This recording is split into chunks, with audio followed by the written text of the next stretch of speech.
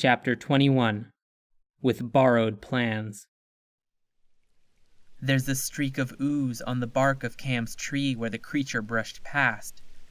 He feels the trunk shudder slightly, the branches droop just a little, and he hears a quiet sizzling noise from the forest below. Cam slips down the tree, still keeping the tree's trunk between him and the distant organ pile. Now, which way? The fresh path has cut Cam off from the old one, and he doesn't want to walk across the ooze. It sounds like it's baking the ground beneath it. If I follow this one, Cam thinks, nodding at the new line of ooze. at least I know I'm going the exact opposite direction of whatever that thing was. But I do want to take a look at that hill, or building, whatever that shadow is. Making up his mind, Cam tosses his backpack to the other side of the fresh path. He plans his jump, figuring out the exact spot to aim for and what he'll grab upon landing. An overly long wind-up ensues, during which Cam swings his arms back and forth, trying to simulate the feeling of leaping. In the end, it's an easy jump. No reason not to be extra careful with this stuff, though. Cam retrieves his backpack. And now I head toward the shadow, which is clearly a building. Because he can see it now, the smallest part of it at least. Leaping over the ooze put him at just the right angle for his eyes to lance through the forest to a piece of wooden wall, Odysseus shooting an arrow through the axe heads. A couple minutes of stumbling through the forest brings Cam to the building, a decaying structure built right on top of the forest's tree line. Peeking around its left edge, Cam can see the end of the forest just yards away. Beyond, there's a sprawling meadow, the grass of which is short, as if it had been planted recently. Or trimmed recently. Cam thinks, his skin prickling. To Cam's right, in the middle of the building's back wall, a door is wide open, and a trail of ooze and dead vegetation leads from it. Cam draws a map in his head. I've been assuming that the path leads from the river to here, but now that I know the hounds didn't make the path, it's possible that it's flipped. The path leads from here to the river. The undead horse thing came from this building, jumped into the river, and then returned ashore from somewhere deep in the forest. It eventually headed back toward the meadow, scaring the shit out of me in the process. It's an erratic, unnerving crisscross, and it makes Cam worry that where the horse decides to go next is just a matter of probability. Last he saw, it was heading toward the meadow, but for all he knows, it could have done an about-face and be on its way here now. Stay out here or take cover inside? From Cam's current angle, the doorway to the building is a thin sliver through which Cam can only see darkness and some hay on the floor. A barn, maybe. Not safe, given that the horse came from there. Damn it. Cam's surroundings begin closing in on him. There seems to be danger everywhere, no path without resistance. In front, there's a barn that at one point contained monsters, and that could contain them still. Beyond it, there's nothing but grass with zero cover.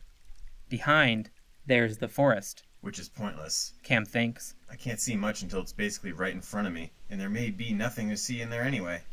How big can forests get? Hundreds, thousands of miles across?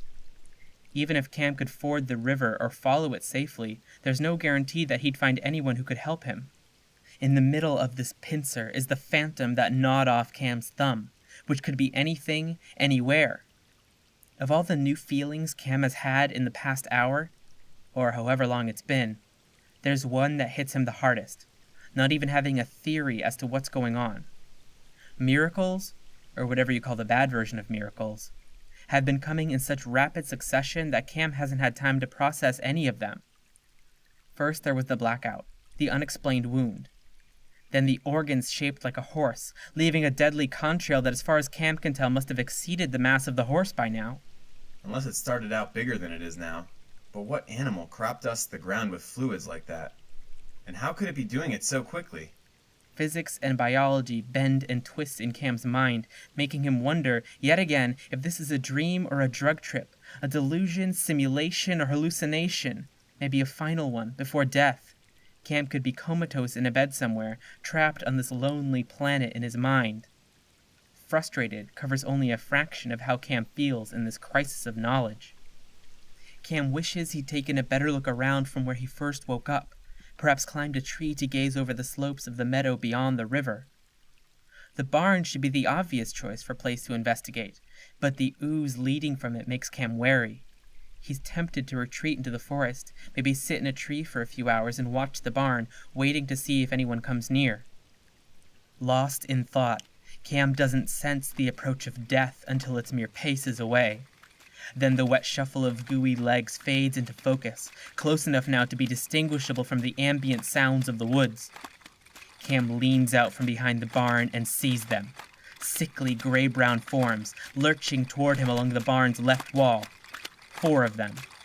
The closest one spits a glob of ooze at Cam's head. He sees it explode against a nearby tree as he jerks back into cover. Fuck!